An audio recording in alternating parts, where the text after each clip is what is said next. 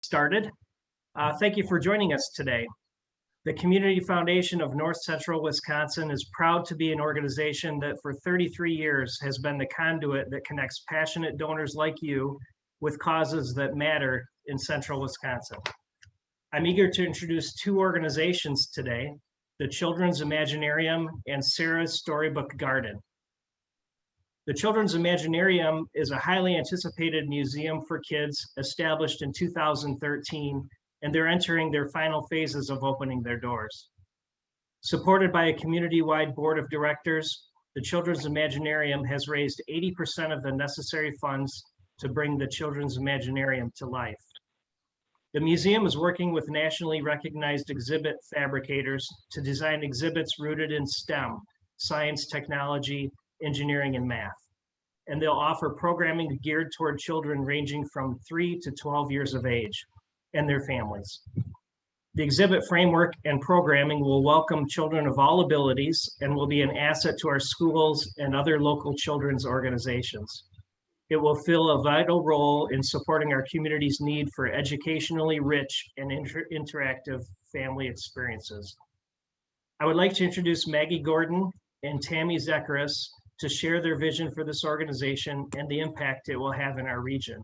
So I'll go ahead and turn it over to Maggie and Tammy, and I'll try to field questions that come up through the chat, and we could take some questions when they're finished too.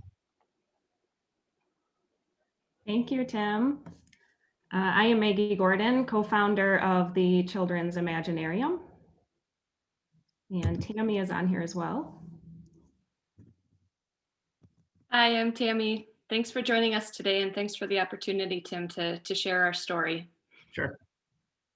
I'll go ahead and share my screen. We have a PowerPoint just to kind of walk you through and share the vision of what we've been working on. So like Tim said in the summary for our organization, the Children's Imaginarium was founded with the Community Foundation in 2013 as a fund. So we established our fund after we did some initial feasibility work with the community. Shortly after our fund was established, we received our own 501c3 in 2014. So our mission, which was developed with community members, educators, and others that wanted to see this become a reality, shaped our mission. So it's to inspire discovery and imagination through hands-on exploration while providing educational and creative experiences through play. We want to elevate play and make it educational and interactive. So just a brief timeline here. Like I stated, in 2013, we established our fund at the Community Foundation. 2014, we received our 501c3 status. The momentum in the beginning was great, and we were slated to go into the third floor of the Marathon County Library. The partnership and collaboration there was very strong and would benefit Marathon County as a whole. Unfortunately, we found out that the third floor structurally could not hold our operations without a high price tag to reinforce it. So we are very passionate about being downtown. Our feasibility study told us that's where we need to be, and we agree. So we've been on the hunt for a location. This organization needs the right location, so it's taken some time. In 2019, as most know, WAS purchased the mall for plans to redevelop the downtown. And that's kind of where our story kicks off here. So we were working with the chamber, with community members who knew this project was looking for a home, and collaboratively, the opportunity arose, and it was identified that within the downtown redevelopment plan, there would be a home for us. So that's where we're headed. We will be part of the downtown redevelopment. We are on the cusp of launching our Gear Up capital campaign. with an anticipated opening of summer 2022. Fun fact, most children's museums are part of their downtown. Of those that are, 35% of them are there because they were part of a revitalization project, just like what's happening in Wausau. So just industry-wide, it's a very fun to be a part of all of that. So if you haven't seen the renderings for the new downtown, this is a visual of that. So just to give you some bearings here, this is the existing home store. That home store will stay. This is 3rd Street continued, which will be new, and 2nd Street continued, which will be new. So you can see the umbrellas there a little bit from 3rd Street where it ends now. But so that's all new in the downtown. So what we can say right now about our location is that we will be a cornerstone in the redevelopment of the downtown. Our space will be 14,000 square feet, open concept with very high ceilings, which is important for our exhibits. We will be in a 10-year lease with options to extend. There will be ample cover parking near the museum entrance, along with a proposed green space near the front entrance. As I said earlier, being downtown in a central location was critical to our organization, and it will foster the collaboration that we're seeking to develop. So placing the museum in the downtown definitely supports the vibrant future of Wausau. So we've been at this since 2013, and the first thing we started was asking community members what the need truly was. Okay, so we talked to business leaders, we talked to educational leaders in our community, we talked to parents, we talked to other organizations in our community that we see as potential collaborators to understand what was missing. Everybody wants a children's museum, but what does that experience need to be? We heard things about fostering and retaining young professionals in our area. Bringing people to live and work in Marathon County was important. We heard about the shortfalls in our educational system and that early lifelong learning foundation needed to be better supported, and parents needed more support for that. So all of that work on the front end has led us to creating the experience. So we've determined that we must be STEM focused in our exhibits and our programming. Everything needs to be hands-on and interactive. So we're talking about respectful play for kids to engage in, open-ended and multifaceted. So problem solving, critical thinking, cause and effect. One exhibit can touch on multiple different educational points. We want to be collaborative and accessible to all in our community. So we view the Children's Imaginarium as a way to create less barriers for others. So come into our space, feel comfortable. We'll bring in collaborators and hopefully reduce barriers and introduce you to other things in our community. Open concept floor plan is a need for parents as they experience the Children's Museum. And we identified the age of 3 to 12 as those that need it the most. We do have programming being developed that will reach above age 12, and I can explain that a little bit more. So I'll run through some quick concepts of our our galleries, one being the water gallery. Like Tim said in the intro, we are working with Kidzibits out of Minneapolis. They are nationally recognized exhibit fabricators.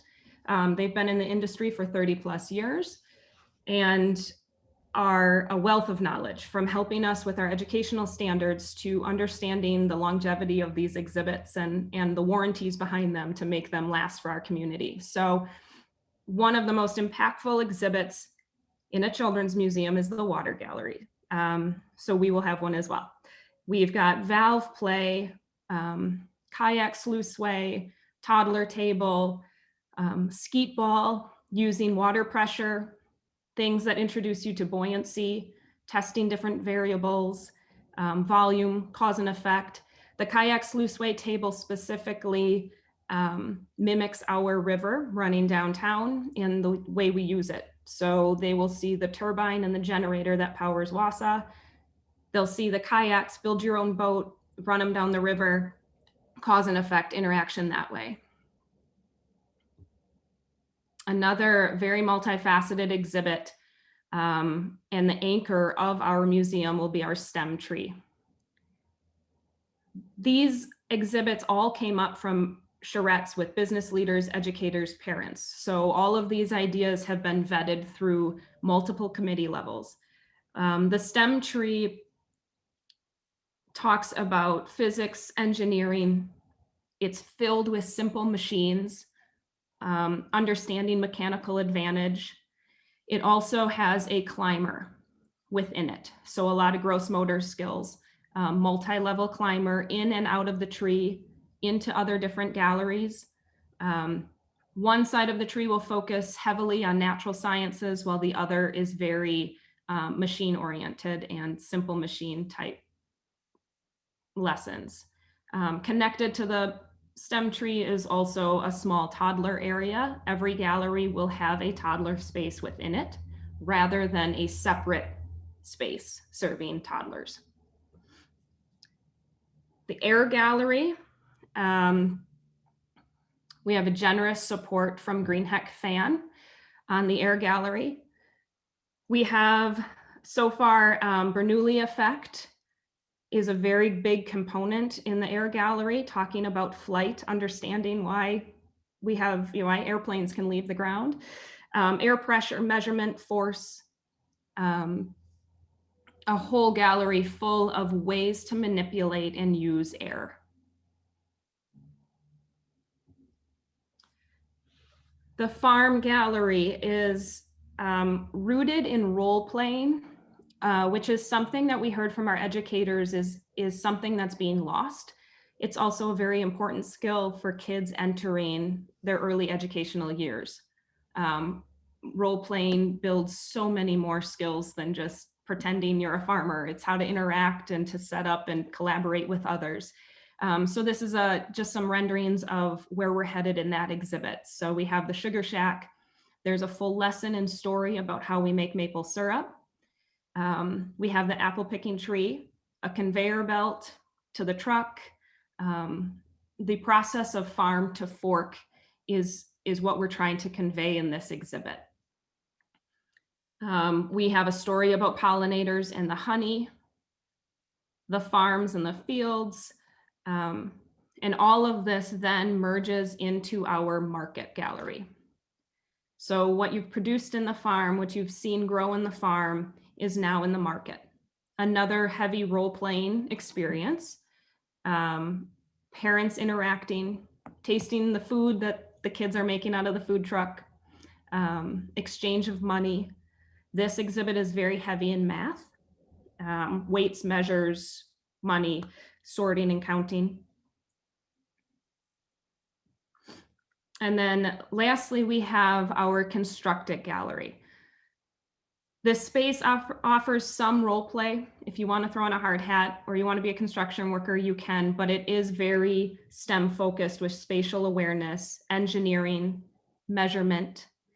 In the center sketch, this is all wrenches and Allen wrenches in fractions and taking bolts in and out and screwing them back in. You can peek into the truck that's there and see the pistons move. You can make them move with a wrench, and understanding how those simple machines function and things that you see every day in your life. So there will be a grand fort building exhibit in this gallery that introduces kids to electrical circuits, plumbing, the things behind the walls. And then something that sets us apart in the industry and something that we noted as being very important to still be unique within the children's museum industry is we'll have a science lab or a STEM lab rather than an art room that you would find in a typical children's museum. Not that they can't do art in here, but it will be there to cater to science experiments, some chemicals, guided programming or self-guided, engineering. We've got some microscopes depicted in here. Those would be all accessible to kids when the museum is open. The only time this space would not be accessible to all in the museum would be if we had a special paid programming happening. This is a space that we could also use as just a community classroom. And we could rent out and collaborate that way for our community's benefit. So how do we sustain this? Because we don't want to open a museum and have to close the doors. That's the number one important thing, is how do we keep this open? So daily fee is $10 per visitor with a membership options. Just your basic, just to start out here for discussion, is family of 4 is $100 a year. We would have additional membership levels, perks for different levels as well. We would rely on some contributed income. So we would be doing some annual appeal or fundraising events to help support our operations. So like I said earlier, we are right on the cusp of our quiet campaign and launching our public campaign. Our public campaign is going to be called the Gear Up campaign. To date, we are raised $2.7 million. And we have a small milestone timeline breakdown for you. So we've completed the first milestone, reaching the 2.7, and we've finished up our exhibit design. So we are going to move into the lease signing by the end of this month. We'll kick off our public campaign. Our exhibit creation and fabrication will start. That takes 9 to 12 months to complete. Then our building renovations will need to happen, and obviously then we can open our doors. Just to show you where our support is coming from: foundation and corporate gifts, totaling 1.8, and then a large chunk from individual donors. We are also just announcing our matching grant from the Dwight and Linda Davis Foundation, a $200,000 matching grant. It was effective May 1st until April 30th of next year. So any gift received from corporate gifts or individuals will be matched by Dwight and Linda Davis Foundation. So co-founders is myself, Maggie Gordon, and Tammy Zekris, president and vice president on the board. And then we are also backed by others in our community, lending their expertise to the project. We have backgrounds in law, finance, marketing, HR, education. So all of those guiding our decisions as we take on this project. So again, we are the Children's Imaginarium, a museum for kids opening in downtown Wausau. I have ways that you can support us. Follow us on Facebook is a big one. Obviously, you can contribute to our capital campaign or become a museum advocate, just advocating for the project and the need in the community. So thank you. Great presentation. Thank you so much, Maggie, and Tammy, for the work you're doing also. Do we have questions? We have a few minutes here that we could answer questions if people have any. You can unmute your microphone, or you can type something in the chat box if you'd like to.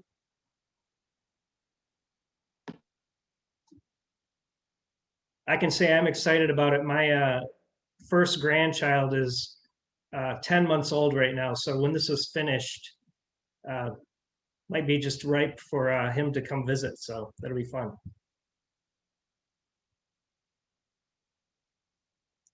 No questions. I think you left them speechless or something. Okay. Great job. We will be sending out a message after this call so that everyone has a chance to respond with questions. If you want to call us or send them in an email or something, that's fine. We'll go ahead and shift gears though, and we'll move it to Sara's Storybook Garden. Sara's Storybook Garden will be a literature-themed garden where the young and the young at heart can actually explore their favorite book. The idea for the Storybook Garden stemmed from the Marathon County Bar Association's desire to honor the life of a colleague.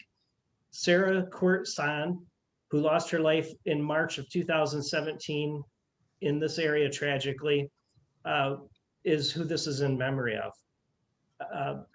The MCBA formed a subcommittee to spearhead the project and partnered with Monk Botanical Gardens, who have agreed to provide the space for the garden. The garden will provide a benefit to the Wausau community at large and will be a place to enrich the imagination by bringing children's storybooks to life, as well as foster the love of reading in the children who visit the garden. I would like to introduce Robin DeVos and Dale Eaton to share more about Sara's Storybook Garden. Thank you, Tim. I'm going to go ahead and share my screen here as we have a presentation ourselves. And good morning. We do appreciate the opportunity to present today. Our concept is kind of more of an outside, smaller children's Imaginarium. Yes, like Tim said, my name is Robin DeVos and I'm here with Dale Eaton. Both of us are lawyers here in the Wausau area, and we are just really happy to be able to be given this opportunity to talk to you today about Sara's Garden. Most people know that this project is in honor of Sara San, but I'm not sure a lot of people know the whole background as to really who is the driving force behind the project and why we landed on the Storybook Garden theme. So first, I just really wanted to give you a bit of that background. On March 22, 2017, I was actually serving as the president of the Marathon County Bar Association, which is our local bar group. We have approximately 150 local lawyers that belong to that group. And the Bar Association in this area has been in existence for as long as anybody can remember, 60 years plus. And so, as many of you know, Sara was killed really because she was a lawyer. She was killed in the line of duty. And as bar president at the time, I immediately received a tremendous outpouring of support, together with an immediate call to action, as everybody really wanted to do something in honor of Sara. And so really within a month, we had, this subcommittee was formed, and we have been meeting almost monthly since April of 2017. And as you can see, I've listed some of our other committee members on this slide. So at our very first meeting, we started brainstorming ideas of what we could do to truly capture Sara's spirit. Prior to that meeting, there was some discussions of a playground. However, when we really started to think about Sara herself, really a light bulb just really went off to the children's storybook garden theme. And I'll tell you why. Sara, she was always, had always been a very avid reader. I can tell you personally myself, as well as any other lawyer in this area, that you would routinely see Sara sitting in the hallways between hearings with a book in her hands. And her parents, Bob and Jerry, also confirmed that this passion really started in early childhood. And then secondly, a lot of people know that Sara's husband has a landscaping business, but what they don't know is that Sara herself was on her way to become a master gardener. And she just had a great love of the outdoors. And then lastly, she was a guardian ad litem. And for those of you who don't know what a guardian ad litem is, it's a court-appointed lawyer whose really sole purpose is to figure out and report to the court what is in the best interest of the child, of the minor child. So whether that's in a paternity case, custody, divorce, child in need of protection and services, any type of those cases where that issue is a concern. And so regarding her work as a guardian ad litem, I just want to quote one of our local judges here who has said about her that Attorney Court San was one of the busiest and most sought after GALs for one simple reason. She was one of the best. She was appointed to serve as a GAL in a large number of cases because she was willing to serve and did an excellent job. She was relied on heavily because she was diligent and hardworking. So in other words, she really did devote the majority of her professional time to advocating for the best interest of children. So as you can see, a literature themed garden just absolutely made sense. And obviously it's important to know that although this project started with the inspiration from Sara, we have been repeatedly told by her parents that Sara would have hated to be the center of the focus of all of this attention. And so as part of the Marathon County Bar, we want to respect that and really have turned our focus on what we are bringing to the Wausau community. Sara was really living her life as a public servant, and we, as the Marathon County Bar Association, just really want to continue that service to the Wausau community at large. And really, there is no type of literature-themed garden that exists in our local community. I think the closest one that I'm aware of is in the Sheboygan area. But we do treat this as a tremendous opportunity to really bring something unique to the Wausau area, really bring books to life, encourage the love of literature in our Marathon County youth in a nature setting. And so when we looked at where we could house this space, Monk Gardens did seem like the perfect fit. They were already holding Storybook walks, they had the space. And so we really did reach out to them first, and they agreed. And Monk Gardens is also a perfect fit because, according to their 2019 annual reports, 10 to 12,000 people visit that garden space a year. During those visits, there's 2,600 kids that already participate in garden programs. Over 2,000 students are participating in field trips at Monk Gardens.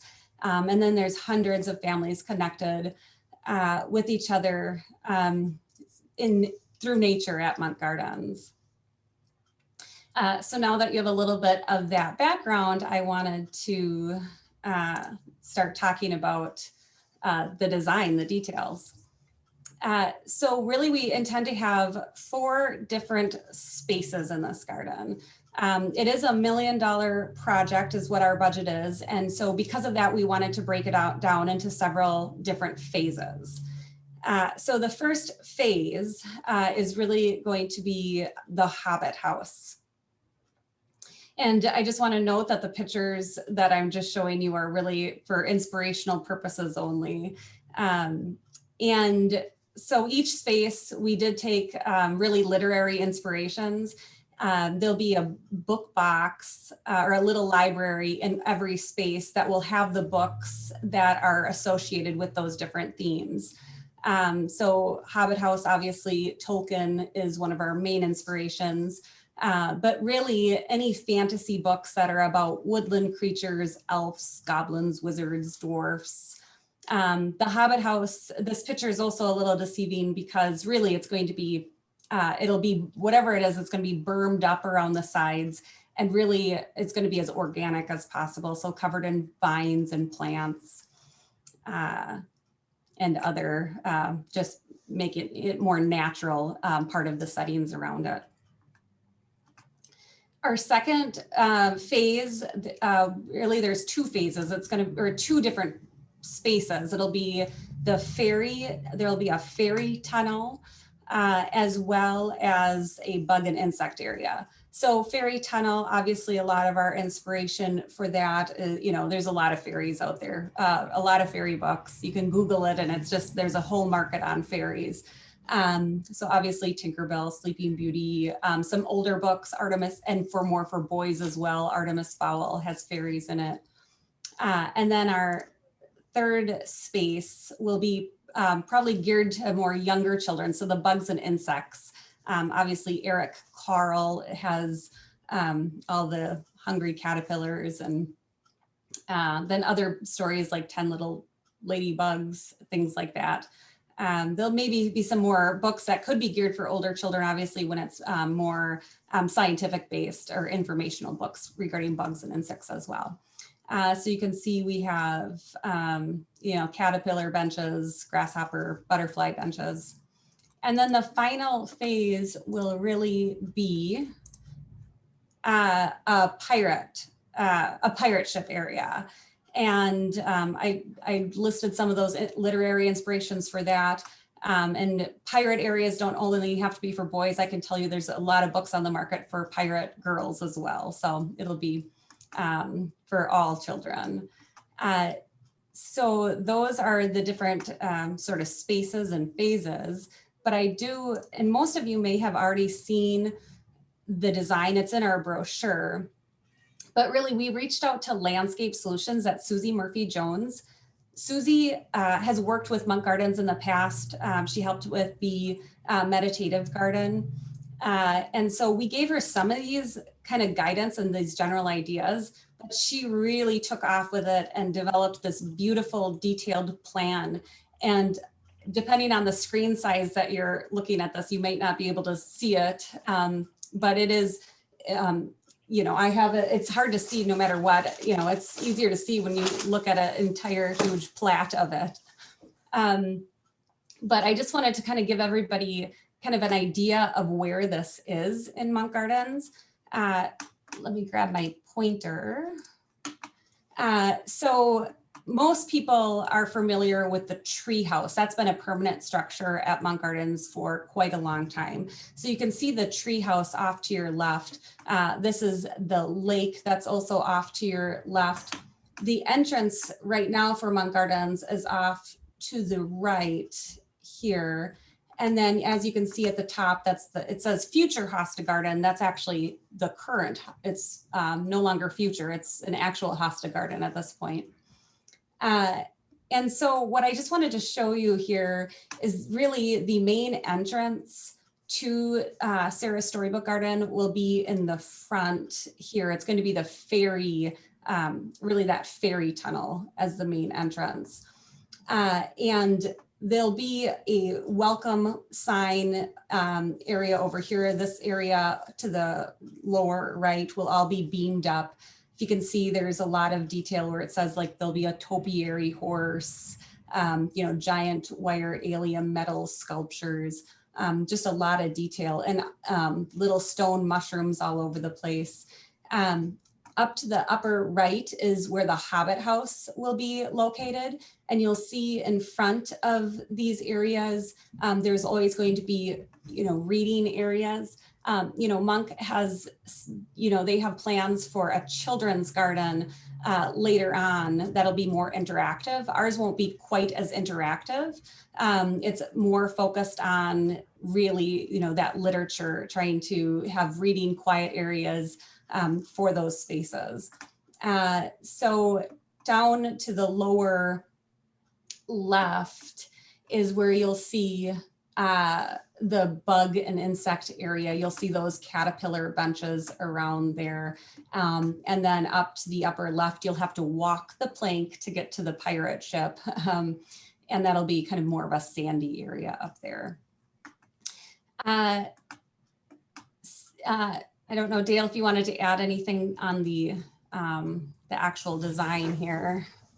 Well, we can just note that even with the Hobbit house, we're actually in our third iteration through Sobek Architects. For example, the Hobbit house is approximately a 300 square foot structure based upon a good sized conference room without the conference table, so that instructors could read to children or do exercises actually within the Hobbit house itself. But we're really trying to be true to the design, but edgy and creative at the same time. Thus the third iteration, which actually is about to be presented to the Monk Garden Committee for their approval, because they've been pretty wonderful to sponsor us all for this. So, and the same with the other designs too. We've had some really good input with some local artists. The concept sketches that Robin had shown were actually done locally as part of our inspiration. We own those designs, so. Yes. So before we can actually worry about building, the site that was offered from Monk was completely covered in invasive species.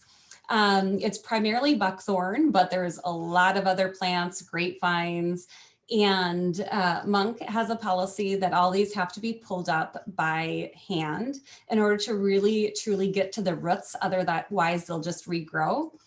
This site area is a little over a half an acre.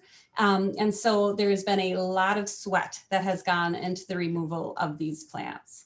We really started in the fall of 2018, and I wish I had taken a before picture. I never did. And so even these pictures that you can see here on the screen, the upper left hand picture is actually, that's a whole area that we cleared the year before, and you can see some of the regrowth.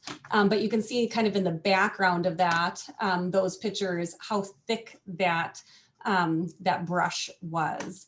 And so in 2018, the progress was slow at first, but then in the fall of 2020 was really when it got amped up.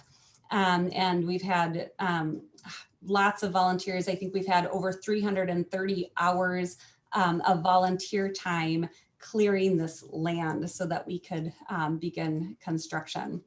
And so what it looks like today, and Dale, maybe you can talk a little bit more about what it actually looks like today. Well, now actually, so buckthorn is so crazy invasive that, as Robin was describing, it was quite a process, just dozens and dozens of volunteers and an ungodly number of hours to put this cardboard down, because half acre is about a little over 21,000 square feet. And we virtually had to cover it with cardboard. Most of which comes from local sources like Furniture and Appliance Smart Greebies and others, to basically transport it, cut it, and spread it, and then keep it down, all with wood that we actually split on site. Although that's better than working at the office sometimes. But now actually it's been in the process of being covered with mulch, but it all avoids the use of pesticides on the site, but is very labor intensive and apparently works. So yeah. So Dale was a big part of that recently, of getting that cardboard and help putting that cardboard down. So, but otherwise we've had, and it is great to see a lot of lawyers out there working really hard, putting a little sweat into this project as well. Again, we're on phase one, which is really that Hobbit house. We're looking at needing about $330,000 is what we've budgeted for that. The Hobbit house itself will be about $100,000 for design and construction and that actual building. And like Dale said, it is going to be bermed up around the sides. And so there is a lot of hardscape and landscaping that needs to go into that. We have to date received about 1/3 of that budget. So we still need about 2/3, as you can see on the slide. And then of that, of what we've received to date, what has been funded, we have had a pretty good chunk of that given by Marathon County Bar Association members themselves in support of this project. But then we've also had a nice amount from individual contributions, and then the remaining, the largest amount is from foundations. We've been sending out, we initially, it's probably been a few years now, but sent out a mass blind mailing to local residents. Initially, we were really trying to get the word out as to what we were doing here. But then we've also sent out mailings to Marathon County Bar Association members, and then just recently sent out a mailing across family law lawyers across Wisconsin. And then obviously we've been working on applying for local grants. And we have been receiving a lot of great support. And I'm not going to go through each one of these, but we are really grateful for all of the support that we've received to date, monetary support, and then obviously in kind. MS Graphics was our designer for all of our brochures and logo. She gave a portion of that in kind. Landscape Solution, a portion of her design was given in kind. REI did our tree survey. They gave a portion in kind. And then obviously Monk Gardens has been a great help to us. And so just their time and communication, we are extremely grateful for as well. And then obviously we've had a lot of volunteers, my own committee members. I'm extremely grateful for all the time that they've put in into grant writing and, you know, the Hobbit House design and just spending a lot of time really trying to bring this project to fruition. And so I don't know if you wanted to add anything as well, Dale.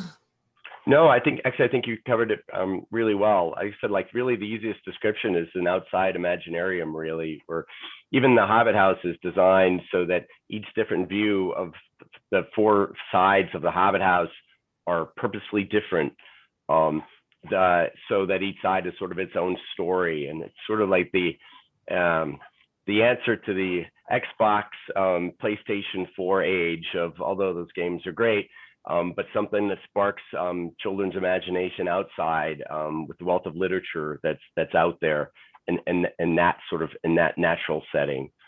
That's what this project is about. With thousands of kids. Even the time I was out there just working with a lot of the volunteers, I was amazed at how, like, school bus after school bus of little kids unloading and coming through with that sense of wonder. And we want to feed that with something that they can see that's just not on a movie screen. So that's in real life. Yes. So again, thank you for having us. We really appreciate being given the opportunity to give that background and give a little bit more details of Sara's Storybook Garden. Yes, very much. Thank you. Thank you so much. What a great presentation. We have 2 pretty exciting programs going on here at the same time, and it's interesting to see how they can actually complement each other and work together in some ways, all supporting education, which is so important, and making it fun. I think that's great. Are there any questions? People have questions? If we have a few minutes, if someone would like to ask one. Oh, I see something in the chat. Oh, compliments in the chat from everyone, so that's great. Even some private messages to me complimenting presenters, so that's great. Anything else? This is Darcy from Monk Gardens, and just want to let you know I did throw up a website that you can look at the rendering that Robin just gave. So if you want a deeper look at it, go ahead and check it out. Great. Thank you, Darcy. Okay, well, I think we're wrapped up for today. I want to thank everyone for joining us. I firmly believe that we live in a generous community that will open their hearts to such important endeavors like these. And I'm so excited for them. I can't wait to see them become reality. And I understand also the work for years that it takes leading up to making these real and just even to a point where we can communicate the concepts.